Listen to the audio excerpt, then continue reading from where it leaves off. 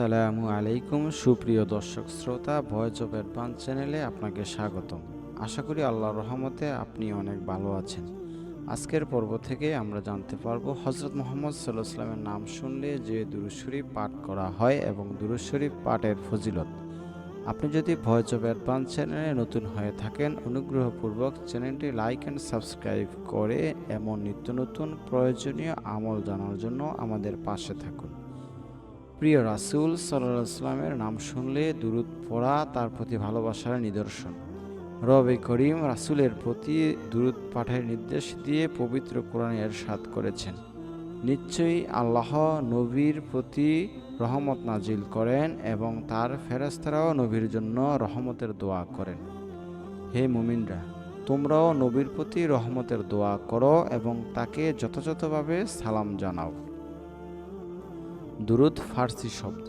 এর অর্থ শুভ কামনা বা কল্যাণ প্রার্থনা। ধর্মের পরিভাষায় দুরূদ বলতে বোঝায় আসসালাত আলান নবী, অর্থাৎ নবীজি সাল্লাল্লাহু আলাইহি ওয়াসাল্লামের জন্য শুভ কামনা। হযরত মুহাম্মদ সাল্লাল্লাহু আলাইহি ওয়াসাল্লামের নাম উচ্চারণের সময় সর্বদা সাল্লাল্লাহু আলাইহি ওয়াসাল্লাম বলা হয়।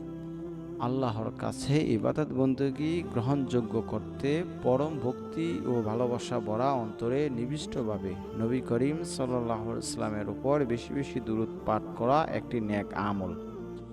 দোয়া কবুলের জন্য মহানবী সাল্লাল্লাহু আলাইহি ওয়াসাল্লামের উপর দুরূদ পাঠ করা অত্যন্ত জরুরি। দুরূদ শরীফ পাঠ করলে আল্লাহর দরবারে ইবাদতের বিনিময় সুনিশ্চিত হয়। দুরূদ পড়া এমন এক ইবাদত যা আল্লাহ অবশ্যই কবুল করেন। পবিত্র কোরআনে ইরশাদ হয়েছে, আল্লাহ ও তার ফেরেশতারাও নবীর জন্য দোয়া করেন। হে বিশ্বাসীগণ, তোমরাও নবীর জন্য দোয়া করো ও পূর্ণ শান্তি কামনা করো। হযরত কাব ইবনে উজারা রাদিয়াল্লাহু তাআলা বলেছেন, একদিন আমরা রাসূলুল্লাহ সাল্লাল্লাহু আলাইহি ওয়াসাল্লামকে জিজ্ঞাসা করলাম, হে আল্লাহর রাসূল, আপনার উপর আমরা কিভাবে দুরূদ পড়ব? তিনি বললেন, বলো, আল্লাহুম্মা সাল্লি আলা মুহাম্মাদিন ওয়া আলা আলি মুহাম্মাদ কামা সাল্লাইতা আলা ইব্রাহিমা ওয়া আলা আলি ইব্রাহিম ইন্নাকা হামিদুম মাজিদ।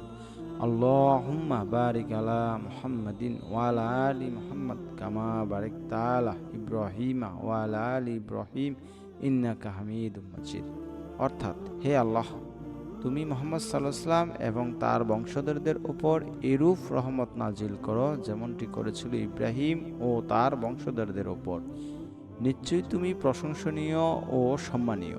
হে আল্লাহ, তুমি মুহাম্মদ সাল্লাল্লাহু আলাইহি ওয়াসাল্লাম এবং তার বংশধরদের উপর বরকত নাজিল করো, যেমন বরকত নাজিল করেছিলে ইব্রাহিম ও তার বংশধরদের উপর।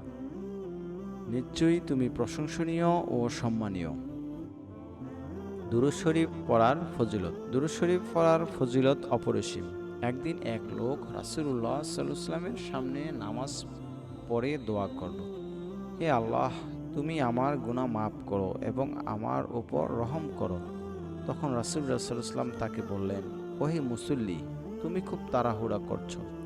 শোনো, যখন তুমি নামাজ পড়বে তখন প্রথমে আল্লাহর যথাযোগ্য প্রশংসা করবে, তারপর আমার উপর দুরূদ পাঠ করবে এবং সর্বশেষ দোয়া করবে। ভক্তির সঙ্গে দুরূদ শরীফ পাঠ করলে বান্দার গুনাহ মাফ করা হয়। দুরূদ পাঠের অশেষ সওয়াব সম্পর্কে রাসূলুল্লাহ সাল্লাল্লাহু আলাইহি ওয়াসাল্লাম বলেন, নাম্বার 1, যে ব্যক্তি আমার উপর মাত্র একবার দুরূদ পাঠ করবে, আল্লাহ তার উপর 10 বার রহমত নাজিল করেন এবং কমপক্ষে তার 10টি গুনাহ মাফ করেন, তার আমলনামায় 10টি সওয়াব লিপিবদ্ধ করেন এবং আল্লাহর দরবারে তার মর্যাদা 10 গুণ বৃদ্ধি করা হয়। সুবহানাল্লাহ। নাম্বার 2, রাসূলুল্লাহ সাল্লাল্লাহু আলাইহি ওয়াসাল্লাম আরও বলেছেন, সেই ব্যক্তির নাক মাটিতে ঘেঁষে যাক যার কাছে আমার নাম উচ্চারিত হয় অথচ সে আমার উপর দুরূদ পড়ে না। নাম্বার 3, রাসূলুল্লাহ সাল্লাল্লাহু আলাইহি ওয়াসাল্লাম বলেন, কিয়ামতের দিন সেই ব্যক্তি আমার সবচেয়ে নিকটবর্তী হবে যে ব্যক্তি আমার উপর সবচেয়ে বেশি দুরূদ পড়ে।